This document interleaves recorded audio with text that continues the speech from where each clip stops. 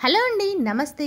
ఈరోజైతే బుల్లి కప్పుల్లో బుల్లి కేక్స్ ఎలా చేయాలో చూసేద్దామా. అది కూడా మనం రోజు కూరకు వాడే కళాయిలు ఉంటాయి కదా, వాటిల్లోనే ఈజీగా చేసుకోవచ్చు. ఇప్పుడు ఒక గిన్నెలో అరకప్పు దాకా మైదా పిండి తీసేసుకోవాలి. దీంతో పాటుగా షుగర్ పౌడర్ని 1/3 కప్పు తీసుకోవాలి. దాంతో పాటుగా 2 టేబుల్ స్పూన్ల కోకో పౌడర్ని తీసుకోవాలి. 1/2 టీ స్పూన్ బేకింగ్ పౌడర్ కూడా వేయాలన్నమాట.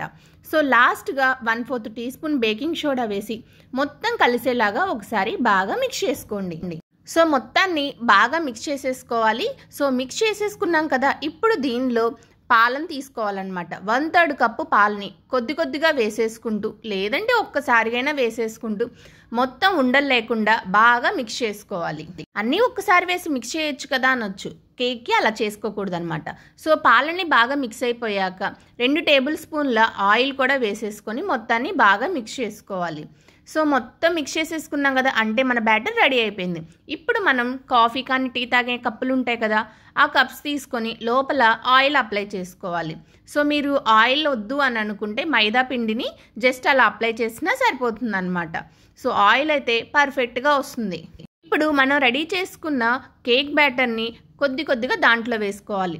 సగానికైనా వేసుకోవాలి, లేదంటే 3/4 కప్పు దాకైనా వేసుకోవాలి. ఎప్పుడు ఫుల్గా వేసుకోకూడదు, ఎందుకంటే పొంగుతుంది కదా. సో అంతే, రెడీ అయిపోయింది కదా.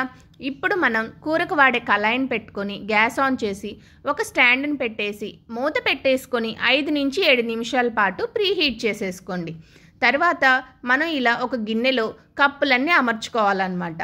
సో అంతే, ఇంక ఇప్పుడు గిన్నె తీసేసుకెళ్ళి వేడిగా ఉన్నటువంటి మనం కళాయిలో పెట్టేసుకుందాము. ఇప్పుడు మూత పెట్టేసుకొని లో ఫ్లేమ్ మీద 15 నుంచి 20 నిమిషాలు అస్సలు కదిలించకుండా ఉన్నామనుకోండి, చక్కగా మన కేక్ అనేది రెడీ అవుతుంది. అదే మన బుల్లి కేక్స్ రెడీ అయిపోతాయి అన్నమాట. చూసారా 20 నిమిషాల తర్వాత ఎంత బాగా వచ్చాయో.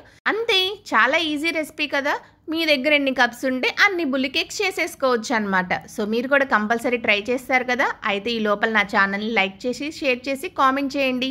సబ్స్క్రైబ్ చేసుకోవటం మర్చిపోవద్దు.